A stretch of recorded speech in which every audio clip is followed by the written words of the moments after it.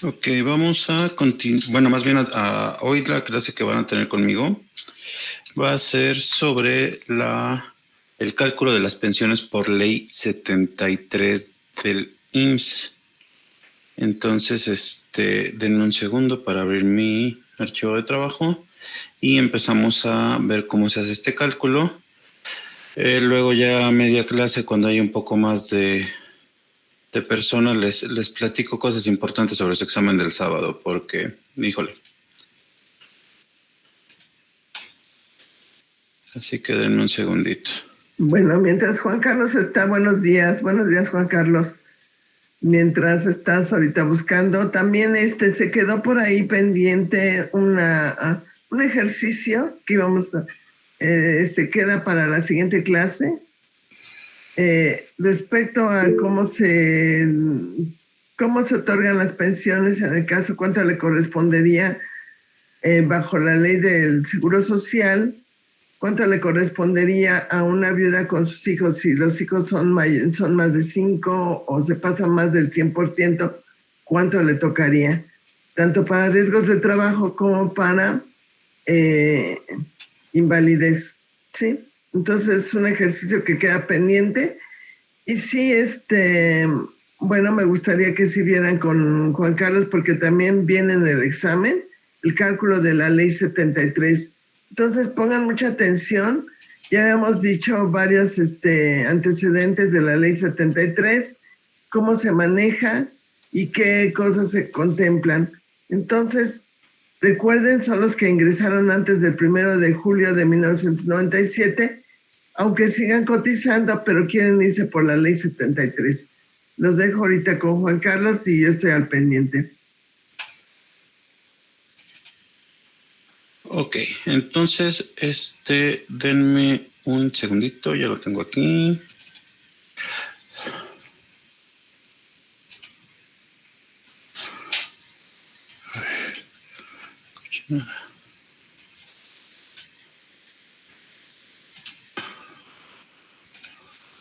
Ok.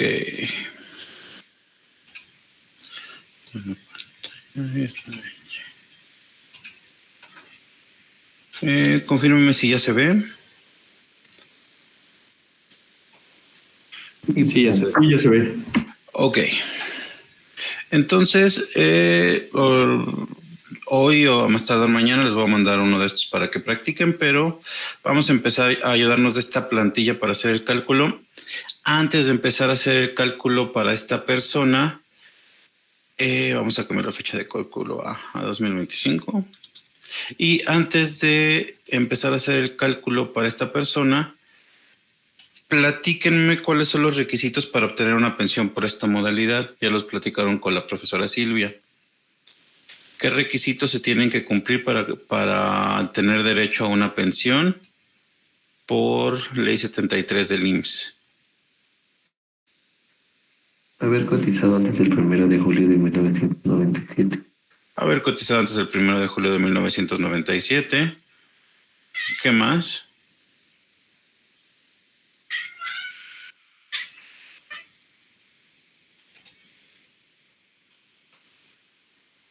¿Qué otro requisito se requiere?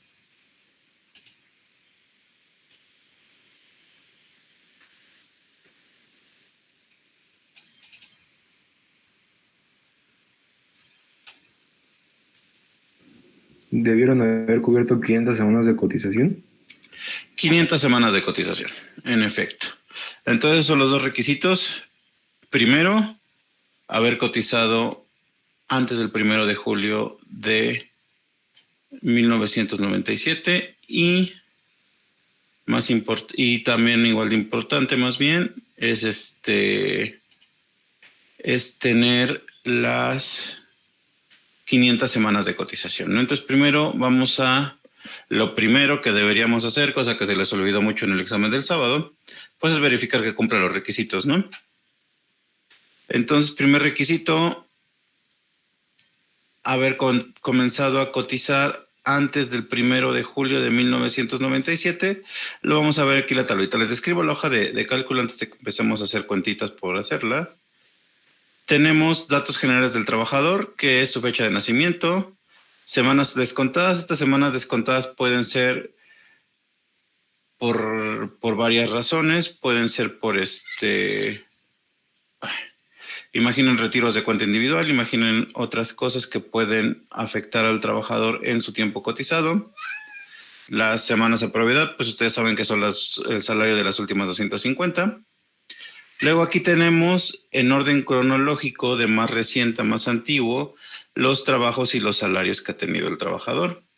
En este caso, por ejemplo, pueden ver que su trabajo más antiguo empezó a hacerlo en 1990, el 27 de julio, y de ahí ha ido teniendo distintos trabajos hasta el año de 2021. Aquí vamos a omitir un poco la parte de la pérdida de derechos. Están mal las fechas, en sus ejercicios van a venir bien, pero asumamos que el trabajador todavía está cotizando, ¿no? ¿Qué más? Tenemos los salarios base. Tenemos aquí una tablita que ahorita vamos a utilizar, que precisamente tiene el monto del salario mínimo y un par de cuantías, una cuantía y un incremento que corresponde por cada rango de salarios mínimos. Aquí tenemos un de y un hasta que nos dice el rango de salarios mínimos para estas cuantías, y básicamente es lo que tenemos para este trabajador. Entonces, lo primero que necesitamos saber es si el trabajador cumple con el requisito de semanas cotizadas. Si ven aquí en la tablita de empleos, pues tenemos el momento en el que empieza y termina su vida laboral en cada uno de esos empleos. Así que vamos a hacer el cálculo de estas semanas cotizadas. ¿Cómo las calculamos? ¿Cómo calcularíamos cuántas semanas estuvo en cada trabajo, chicos? Diego. Pues sería restarlo de la fecha final menos la fecha inicial, ¿no? Fecha final menos fecha inicial. ¿Eso que nos da la resta?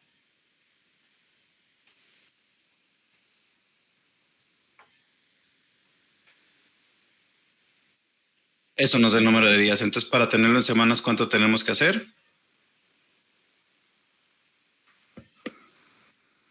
¿O qué tenemos que hacer para convertir días a semanas? No, Ana Karina, 52 sería si quiero Entre 5, ¿no? Porque son laborales. No, son semanas, o sea, si yo trabajo, aquí tengo fecha inicial y fecha final. Esas fechas incluyen días, no laborables, ¿no? Entonces, ¿cómo convierto? Entre 7. Ok. Entonces, pues simple y sencillamente voy a tener la diferencia de fechas y lo voy a dividir entre 7.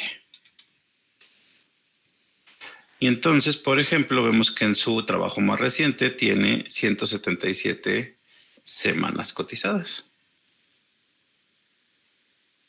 Y desde el primero tiene 100. Entonces es una persona que tiene bastante tiempo. Y les quiero dar a notar algo más. ¿Qué es ese algo más? Que no estoy redondeando, no estoy haciendo ningún tipo de redondeo. A diferencia del redondeo de años para tener años cumplidos que se ha hecho en otros ejercicios, aquí las semanas no las estoy redondeando. La razón por la que no las estoy redondeando es una muy simple, y es que ¿cómo se llama?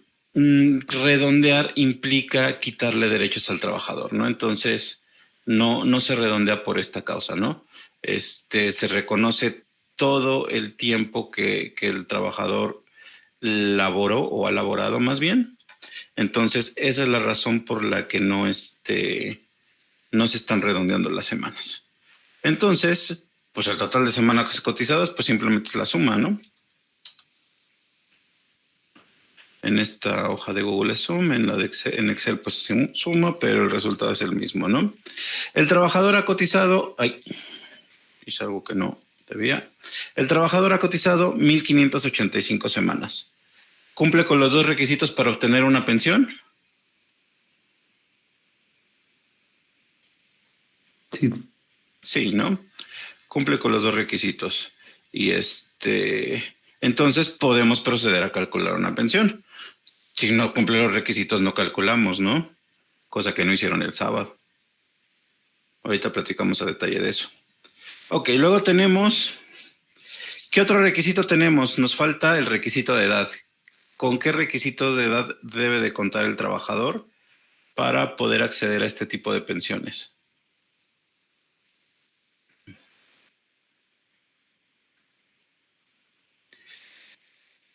¿Qué requisito de edad debe cumplir el trabajador?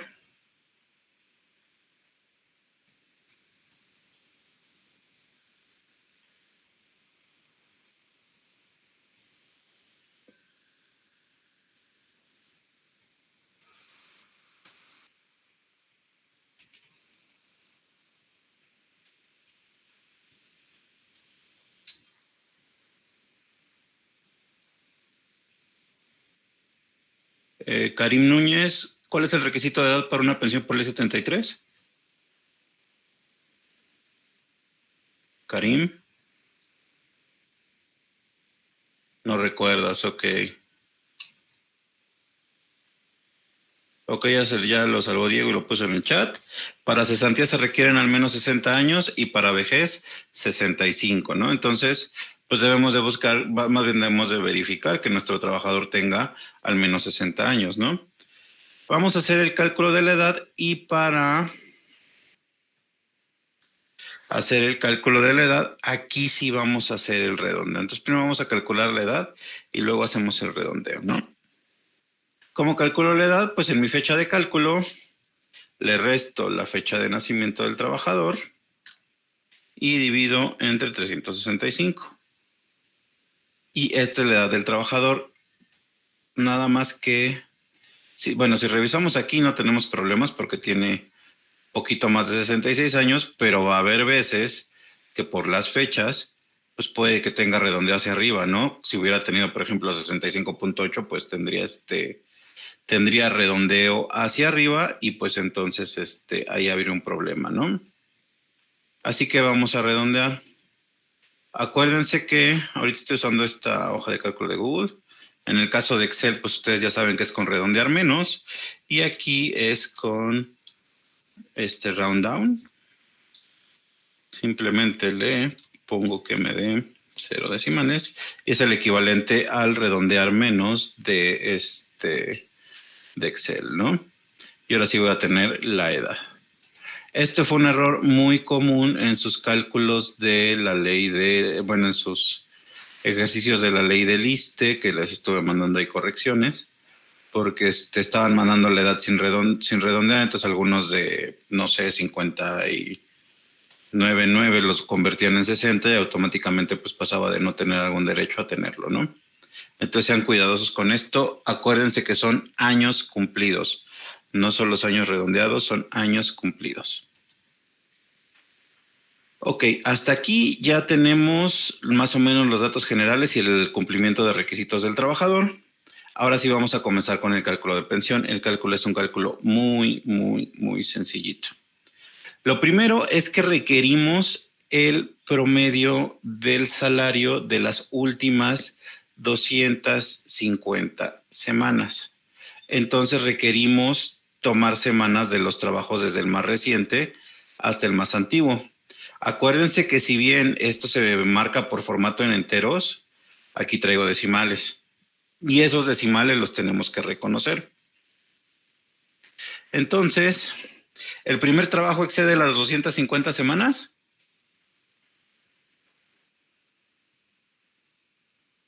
No. No las excede, entonces voy a tomar todas. Bueno, más que primer trabajo más reciente, ¿verdad? No es primer trabajo. Entonces el primer trabajo no las excede. ¿El segundo las excede? Si sumo las del primero y las de segundo, ¿excedo las 250 semanas?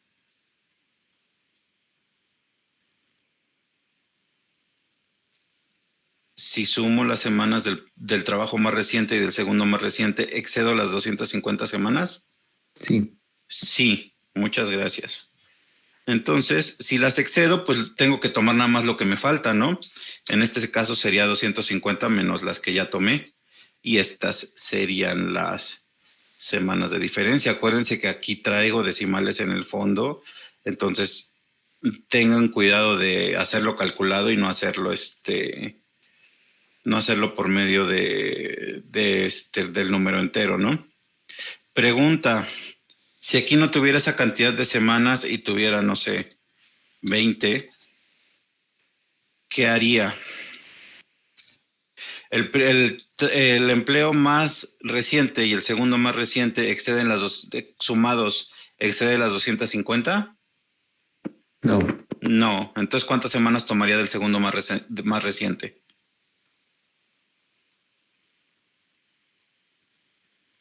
todas, ¿no? Todas. Y para el tercer empleo más reciente, ahora sí tendré que hacer mi resta de 250 menos la suma de las que ya tomé, ¿no? Nada más, ay, perdón, puse el de resta. El de la suma de las que ya tomé, ¿no? Esto se los pongo nada, ay, perdón, me faltó un paréntesis, ¿no? Así sí, menos la suma de las anteriores, ¿no? Esto para tener mis 250 semanas. Sean cuidadosos con esto, ¿no? Entonces nada más voy a regresar los datos a los que deben ser para que quede como está, ¿no? Entonces, sean cuidadosos con tomar las semanas, váyanlas tomando hasta que ya tomar el siguiente trabajo exceda las 200 semanas y ahí restan de 250 las que ya llegaban tomadas, ¿no? ¿Para todos quedó claro cómo asignar semanas por cada empleo?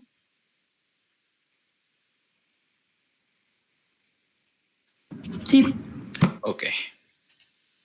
Entonces ya tengo, estos dos suman mis 250 semanas y ahora necesito el salario promedio.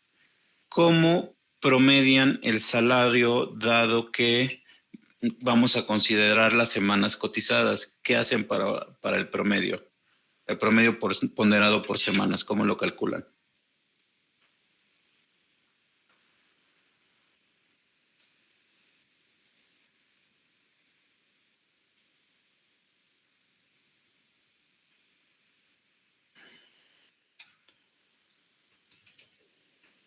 ¿Cómo obtengo el promedio ponderado por las semanas, chicos?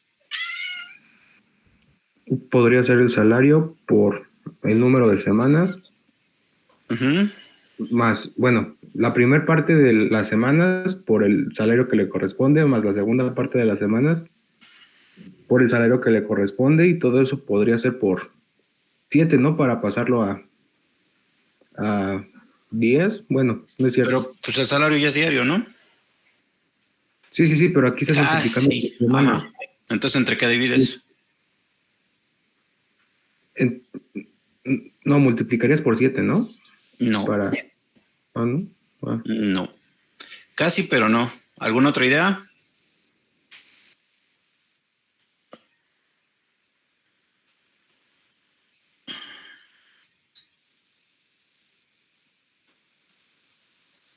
¿No se divide entre el número de empleos por el que estamos cotizando la semana? No. Ya puso Jesús en el chat, entre 250, ¿no? Porque precisamente divido entre el número de semanas. Básicamente esto es una tabla de frecuencia, ¿no? Donde tengo una marca de clase, que es el salario base diario, y tengo una frecuencia, el número de semanas. Cuando calculan un promedio así, según la primera clase de su curso de estadística 1, pues dividen entre el total, ¿no? Entonces vamos a hacerlo así. Necesito entonces multiplicar cada salario base por sus semanas cotizadas. Dos maneras de hacerlo. Vamos a hacer la más sencilla y ahí les platico la más fácil, que pues es simplemente con una función que ya usaron bastante. Entonces tomo el salario base, lo multiplico por sus semanas cotizadas, más el siguiente. Perdón, bueno, en el primero no hay problema, pero de aquí, acuérdense que estoy utilizando estas. Ahorita corrijo la fórmula del otro, más bien de una vez lo hago. Multiplico por las semanas que estoy utilizando, no por el total de semanas que cotizó ese salario. Ahí es muy importante que lo tomen en cuenta. Es por las semanas que estoy cotizando en ese salario. Y ahora sí lo divido entre el total de semanas que estoy considerando para la cotización, que son 250. Entonces, esta persona tendría 650 pesos de su de salario pensionable. ¿Alguna duda de cómo hicimos este cálculo?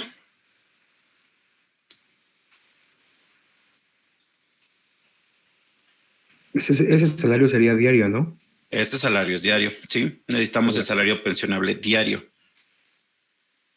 Todavía no vamos a usar otra periodicidad. Nada más, una cosa. ¿Me pueden dar el dato de salario mínimo 2025 para usarlo de comparativo?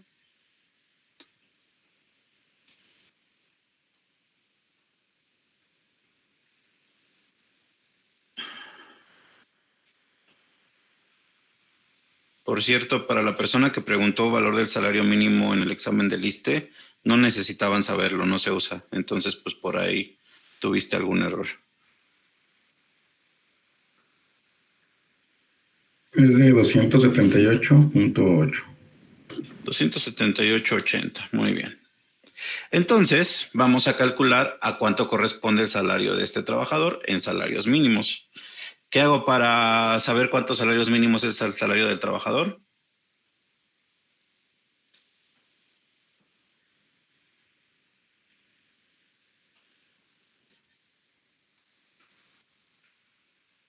Si tengo el salario y el monto del salario mínimo, ¿cómo sé cuántos salarios mínimos es el salario del trabajador? Divido mi salario entre el salario mínimo. No, correcto, lo divido. Esta SP que tengo a la izquierda no les he dicho qué es. Le vamos a llamar salario sueldo pensionable. Es decir, sobre el que vamos a hacer el cálculo de la pensión. Y nos dice que el trabajador gana 2.33 salarios mínimos. Muy bien. Con este valor del número de salarios mínimos, vamos a calcular en qué rango está aquí. 2.33 está de, pues aquí es de seguro no está. Está de 201 a 225, pues no, porque son de 233. El salario del trabajador está aquí en 2.26 a 2.50. Entonces de aquí vamos a tomar dos factores. Uno que se llama cuantía básica, que es precisamente esto que está aquí, de 36.68, y este otro que se llama incremento anual. Este incremento anual es 1.8680%. Luego necesitamos el tiempo cotizado, que ese de dónde creen que lo vamos a obtener.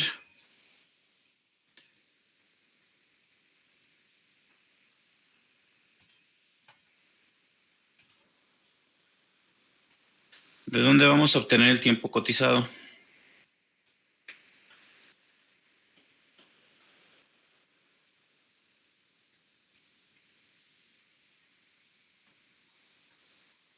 De su constancia de semanas cotizadas. Esto básicamente es un equivalente a la constancia, ¿no? Entonces, ¿dónde lo obtendríamos?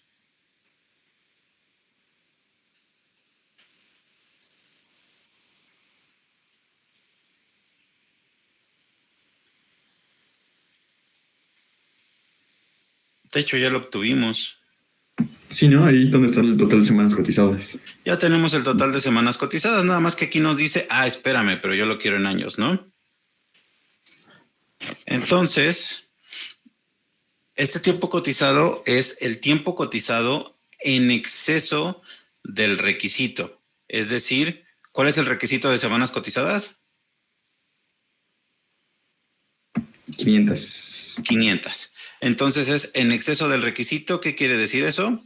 Que, perdón, no puse el signo de igual. ¿Qué quiere decir a eso? Que a estas 1585 le vamos a quitar 500 para tener el tiempo cotizado en exceso, es decir, el tiempo que cotizó de más que el requisito mínimo, porque le vamos a dar un premio por eso. Y aparte al trabajador le descontaron estas 6 semanas, ¿no? Entonces también se las vamos a quitar. Entonces otra vez es el tiempo cotizado en exceso del requisito, que son 500 semanas, y le vamos a descontar los descuentos si hubiera. Pero esto lo tenemos en semanas todavía, ¿no? ¿Cómo convierto semanas a años? Se divide entre 52. Entre 52, ¿no? Que es lo que tiene el año. Es decir, este trabajador cotizó 21 años más de lo que les requería de lo que le requiere esta pensión, ¿no? Muy bien. Y por último, esta F es un factor. ¿Qué factor? Pues un factor de cesantía. Vamos a hacer aquí la tablita. Es una tablita muy, muy fácil. Simplemente, ¿por qué llego hasta 60 y no me voy más para abajo?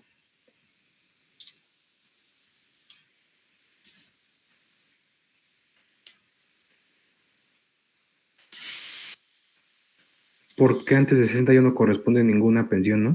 Correcto, antes de 60 ya no se cumple el requisito de edad y no le corresponde pensión.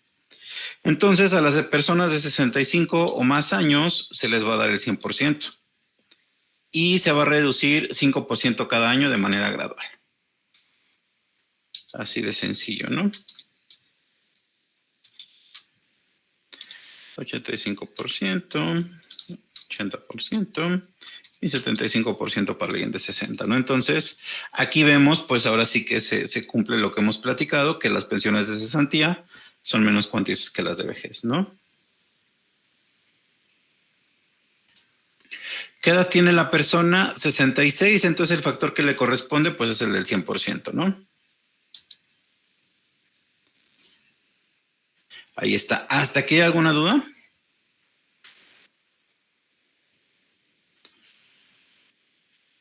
No. No, ok. Hasta aquí lo único que hemos hecho es calcular es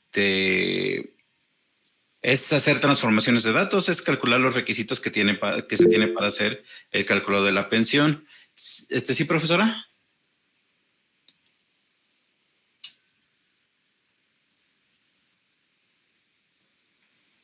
Profesora, tiene apagado su micrófono.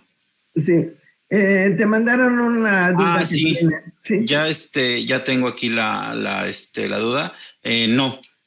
Acuérdense que los requisitos de la pensión tenemos el tema de la vigencia de los trabajadores. Entonces, más de 5 años, no es solo que la pensión no se calcule igual, es que ya no hay derecho, tendría que reactivar sus derechos. Entonces, ahí hay que revisar las maneras de activación. Ya platicaron también con la profesora Silvia, varias modalidades que tienen los trabajadores para reactivar sus semanas laborales. Entonces, aguas con eso. Aquí, de hecho, cuando empezamos yo les dije, hay un error con las fechas, ¿no? Porque estas fechas son antiguas, porque yo aquí tenía 2022, ¿no? Estoy agarrando un ejercicio viejito. Por eso es que aquí no coinciden, pero realmente sí. Es más, vamos a hacer esto. Para que quede más claro. Nada más voy a adaptar las fechas para no dejarles dudas. Ahí está. Denme un segundito. Nada más estoy sumándole 3 años a todas las fechas para que no quede chafa, por decirlo así, el tema de las fechas, ¿no? Ahí está. Las fechas no se nos van a mover, simple y sencillamente, ¿cómo se llama? Simple y sencillamente las actualicé para que no haya confusiones.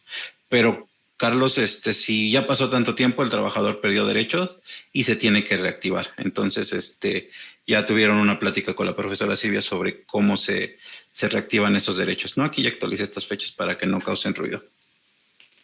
Regresando a nuestro ejercicio, también pregunta Ricardo, ¿el tiempo cotizado no se redondea? No, Ricardo. El tiempo cotizado aquí no se redondea porque es equivalente a quitarle derechos a los trabajadores, ¿no? Entonces, tiempo cotizado no se redondea. Entonces, realmente aquí nosotros, pues andamos cargando decimales, ¿no? Vamos a ponerlo así para que quede más claro. ¿Alguna otra duda?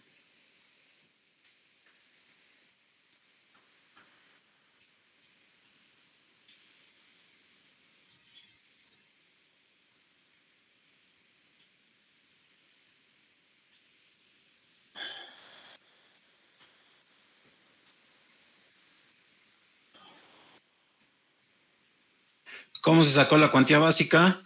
Yo tengo el número de salarios mínimos que cotiza mi trabajador, busco en mi tablita en qué rango está, vive aquí de 2.26 a 2.50 porque tiene 2.33 y copio el valor de cuantía básica.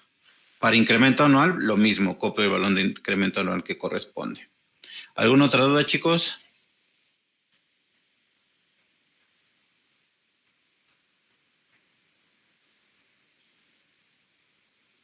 Ok. Si no hay más dudas, entonces vamos a hacer ya nuestro cálculo de la pensión por ley 73. Nada más permítanme un instante.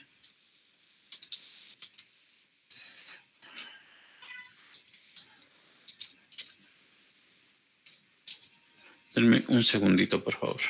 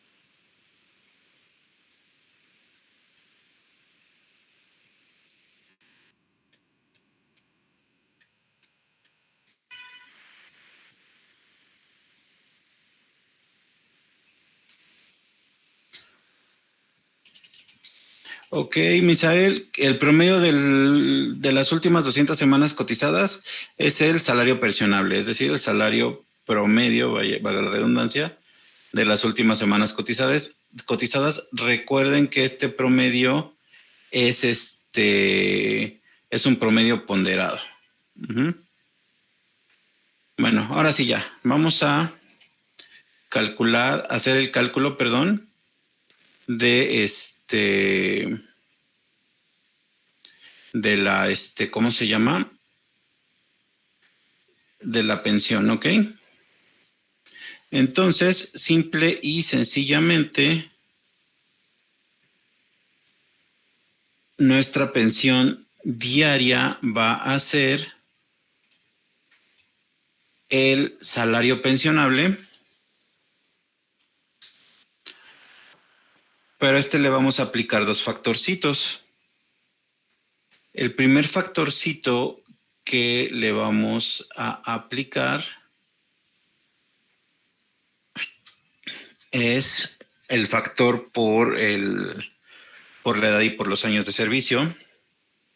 A la cuantía básica, que aquí es del 36.8%, le vamos a agregar el incremento anual, pero pues esto, como es un incremento anual, lo tenemos que multiplicar por algo de años, que en este caso es el tiempo cotizado. Como ven, esta tablita va en orden, ¿no?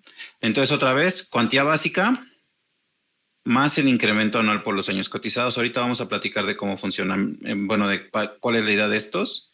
Y este sería nuestro primer factorcito, que sería el factorcito que reconoce edad y años de servicio. Y el sueldo también, por la cuantía básica. Y nuestro segundo factorcito va a ser el factor de la edad. Este factor de la edad es este 100%, ¿no? Entonces, primer factor va a ser cuantía básica por el incremento anual y años cotizados, más el incremento anual por años cotizados, perdón, y por el factor de la edad. Y este sería la pensión diaria de un trabajador. En este caso, para este trabajador son 471 pesos, ¿no? Que es menos de esto, ¿no?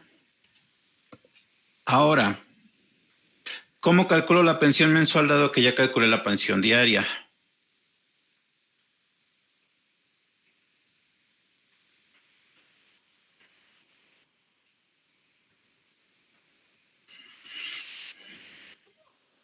¿Cómo calculo pensión mensual dado que ya tengo la diaria?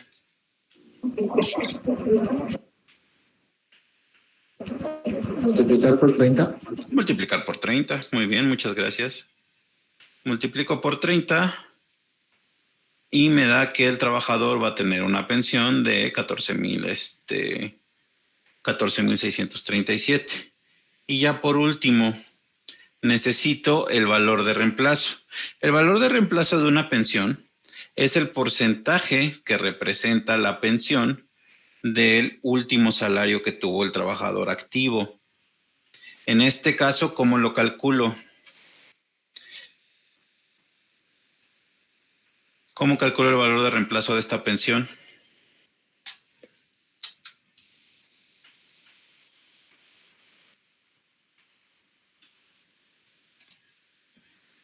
¿Cómo calculo el valor de reemplazo de esta pensión, chicos?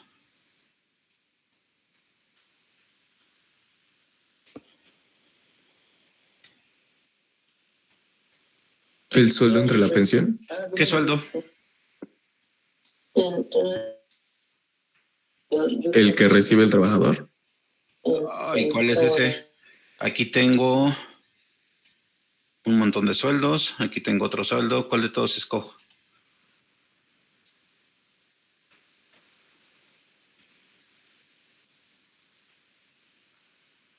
El sueldo entre la pensión. ¿Qué sueldo escojo, chicos? ¿El del último empleo que tuvo?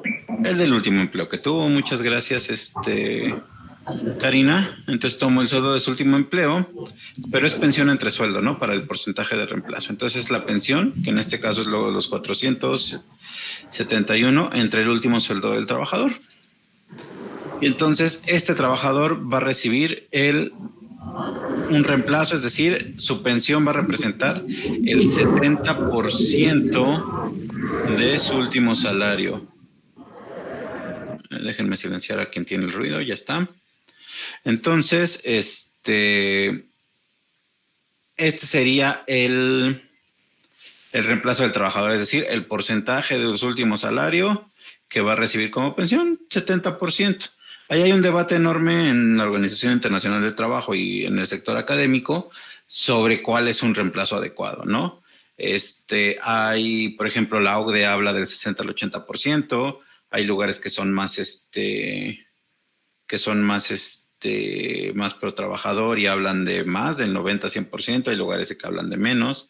Es un debate enorme, en este caso pues es el 70%, pero pues al menos les quiero comentar que hay un gran debate sobre cuánto tiempo se le debería dar, qué porcentaje de reemplazo se le debería dar a un trabajador, ¿no? Y argumentos hay decenas, ¿no? Hay quien dice, no, pues que ya que estás pensionado, pues se reducen tus gastos, ya no tienes hijos, entonces pues no, ya no estás manteniendo a tus hijos, perdón.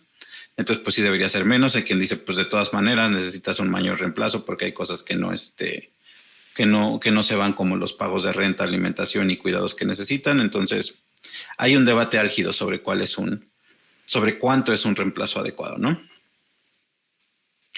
¿Hasta aquí hay alguna duda de todo este proceso de cálculo que hicimos para llegar a la pensión de un trabajador por ley 73?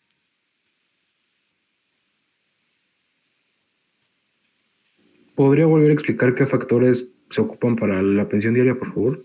Ok, pensión diaria, 2 factores. Empiezo por el fácil, ¿no? Bueno, primero pues calculamos sobre el salario pensionable, ¿no? Empiezo por el factor fácil, que es el factor de edad. Depende pues simplemente de la edad del trabajador y pues se lo aplico, ¿no?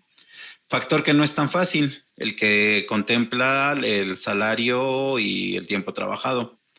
A la cuantía básica le vamos a sumar el incremento anual y este incremento anual es multiplicado por los años que el trabajador trabajó en exceso del requisito. Esos son los 2 factores. Entonces, primer factor, el fácil, es el de la edad. Segundo factor, es poquito más complicado, pero no es la gran cosa tampoco. Es simplemente la cuantía básica a la que le voy a agregar el incremento anual multiplicado por los años que laboró el trabajador en exceso. No sé si con esto quede claro. Sí, ya quedó claro. Ok, perfecto. Ya rápido, antes de platicarles una cosa, quisiera que notaran ustedes que conforme va aumentando el salario de los trabajadores, se va reduciendo la cuantía básica. ¿Qué quiere decir esto? que la cuantía básica tiene como función, por un lado, pues preservar el salario de quien menos gana, porque es mayor, y por otro lado, pues hasta cierto punto, no reducir, pero sí limitar el monto de las pensiones de los trabajadores con sueldos altos.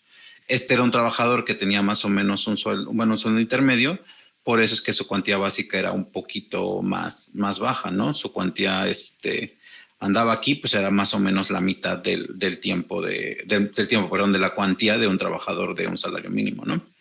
Por otro lado, el incremento anual, pues tiene otra función. El incremento anual aumenta con el salario, precisamente para compensar un poco este efecto, pero aparte depende del tiempo cotizado, es decir, el incremento anual va a favorecer a las personas que duraron mucho tiempo con salarios altos. La razón, pues, es lo que les he platicado de evitar evitar cosas ilegales, ¿no? ¿Qué cosas ilegales? Pues precisamente que yo llegue con mi compadre y le diga, oye, compadre, pues es que necesito subir mi pensión, entonces pues ponme un monto muy alto, ¿no? Imagínate, ponme, no sé, voy a inventarme un valor. Ponme 3,000 diarios, ¿no? Entonces automáticamente pues va a subir un montón mi pensión, va a subir a 50,000 pesos. Y pues vamos a pagar las prestaciones que corresponden a este sueldo muy alto, pero pues va a ser menos, o sea, si junto todo esto van a ser un par de meses de la pensión que podría recibir el trabajador, ¿no? Entonces eso da pie precisamente a que haya ilegalidades, y por eso es que ¿cómo se llama? Se tiene cuidado con con cuantías básicas de incrementos anuales, para evitar que haya estas cosas que, si bien no son ilegales, pues sí son muy poco éticas, ¿no? ¿Hasta aquí alguna duda?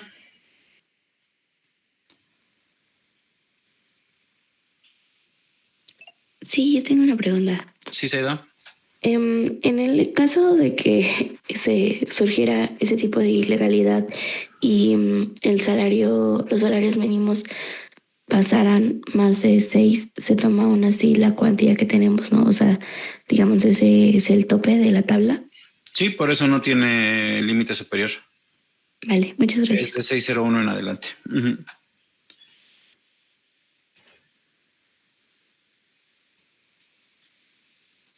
¿Alguna otra duda?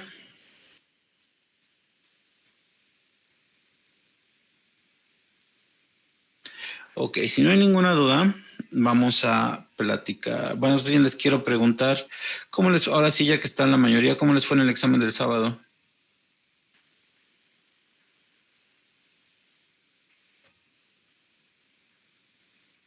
Alguien dice por ahí mal, alguien dice bien. Llevo calificados 25 exámenes y les fue bien mal. Bueno, calificados no, palomeados. 25 exámenes y les fue bien mal. Hay muchos problemas. Primero tenemos problemas de lectura de comprensión, y eso sí me preocupa. La pregunta 1 pues era básicamente ver la fecha y decir que no le tocaba por cuando entró en vigor la ley. Tienen problemas de que de repente el corazón les gana sobre lo que dicen los hechos, porque en el caso de no los tengo palomeados, Misael, no los tengo con número, pero sí les fue respecto a exámenes anteriores y respecto a semestres anteriores les fue mal. Les digo, tienen errores de que no sé si el corazón o que no comprenden bien los conceptos, y por ejemplo, en la designación de beneficiarios, en los 25 exámenes que llevo calificados, solo van 3 personas que la tienen bien, porque o me daban porcentajes que correspondían al IMSS, que pues eso está mal, o le daban prestación a beneficiarios que no los tenían, como la mamá, ¿no? Acuérdense que a los padres solo les toca repartir el porcentaje de pensión en caso de que sean dependientes económicos y no haya otros beneficiarios como hijos o esposas y concubinas, y pues no pues lo tuvieron, no, ustedes le daban pensión siempre a los trabajadores, a los papás, perdón. Errores, les digo, bien, y la mayoría yo creo, o es de lectura o es de que no tienen bien claros los conceptos. Porque, por ejemplo, la pregunta donde se les decía que es otra que tuvieron muchos males, que en la pregunta donde se les decía, la hija de 16 años tiene derecho a asistencia médica por maternidad, y la ponían que no. O sea, en los exámenes anteriores hubo una que no para las hijas, pero era para la monetaria, ¿no? Pero la asistencia médica, claro que tiene derecho. Entonces, no sé si se fueron con la finta, no leyeron bien o de plano tienen muy mal ese concepto, ¿no? Entonces, pues ahora sí que lo único que me queda es invitarlos a que traten de corregir errores para el del IMSS, que traten de, pues estudien, vaya, para el examen del IMSS, porque sí había muchas deficiencias, ¿no? La parte de pensiones tampoco la estudiaron bien, y eso que lo volvimos a platicar a detalle el viernes, me pusieron cosas como que las aseguradoras pagan montos constitutivos cuando pues no, las aseguradoras son quienes los reciben, ¿no? Las monto constitutivo dependiendo de la pensión lo pagan los institutos o lo paga la Afore, ¿no? Les estoy platicando errores comunes. No me vienen a la cabeza más. Les digo, tengo palomeada la parte teórica, los ejercicios tampoco los he calificado, pero pinta para que no les haya ido muy bien. Entonces, pues ahora sí que los invito a que estudien bien para su examen del IMSS, porque si no eso les puede causar bastantes problemas, ¿no? Entonces, pues no sé si alguien más tenga un comentario. Como les dije el viernes, el examen 1B fue un examen atípico en el que les fue muy bien, pero realmente tanto el examen de ahorita del ISSSTE como el 1A tómenlos como termómetros para su desempeño en los exámenes de esta materia. Y aparte todavía les dije adicional el viernes, ¿no? Oigan, estudien más porque este es en el que usualmente les va peor, y pues lo dejaron pasar. No sé si tengan algún comentario, alguna duda. Bueno, una disculpa ahorita por interrumpir, Juan Carlos. Mañana vamos a tener clases conmigo y también el viernes, y si tienen alguna duda también con respecto, no sé si nos puedes también acompañar el viernes los 2 días, claro está, Juan Carlos, sí, claro. Pero en especial, por si tienen alguna duda en el cálculo de la ley 73, pero yo sí quisiera que ustedes se concientizaran del examen, y ahorita mi sugerencia es, olvídense ahorita del ISSSTE, pongan todo lo que ya vieron, para no confundir términos, sobre todo, que es lo que mencionaba Juan Carlos, se están confundiendo con los porcentajes que se les da en la ley. Aquí sí hay diferentes porcentajes, en el ISSSTE no, pero vamos a verlo a partir del día de mañana. Y mi sugerencia también es que por equipos ustedes ya vayan formulando preguntas para mañana y para pasado mañana con respecto, empezar por un orden precisamente de la ley, cómo se inició, cómo que la ley 73, que la ley 97, cuáles son las características, y cada uno de los seguros, cómo van a funcionar, ¿sí? Cómo funciona actualmente.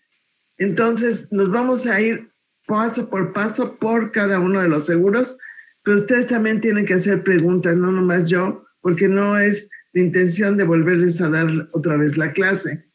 Pero si tienen las dudas, todo lo vamos a repasar, y no esténse muy al pendiente, vean bien todas sus dudas y poco a poco no confundan. Ahorita mi sugerencia es, olvídense del ISSSTE. Váyanse, concéntrense en el Seguro Social, ¿sí? Bueno, ya, disculpa, Juan Carlos. Sí, de todas maneras, muchas gracias por los comentarios. Sí, yo voy a tratar de estar en los repasos, y pues ahora sí que, como nos dijeron, olvídense del ISSSTE de momento, y pues piensen en su siguiente examen, que es el del IMSS. Las calificaciones yo creo que se las voy a pasar antes de que termine la semana para que tengan un panorama más completo, pero pues sí, desde ahorita empiezan a dedicarle tiempo al examen del IMSS para que no les pase lo mismo.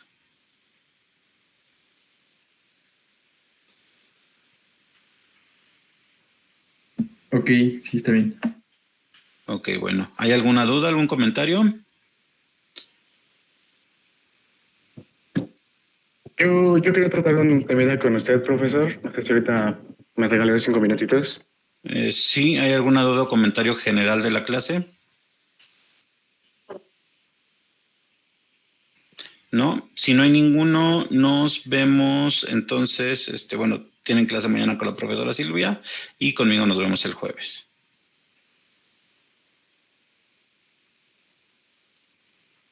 Hasta luego. Gracias, hasta luego. Hasta luego. Hasta luego.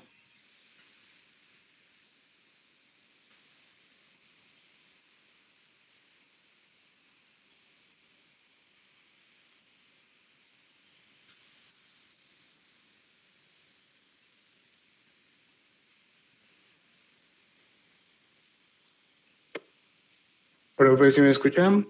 Sí, permíteme. Raúl, Jesús, Jimena, ¿tienen alguna pregunta o duda? Raúl, Jesús, Jimena, Jonathan, Álvaro.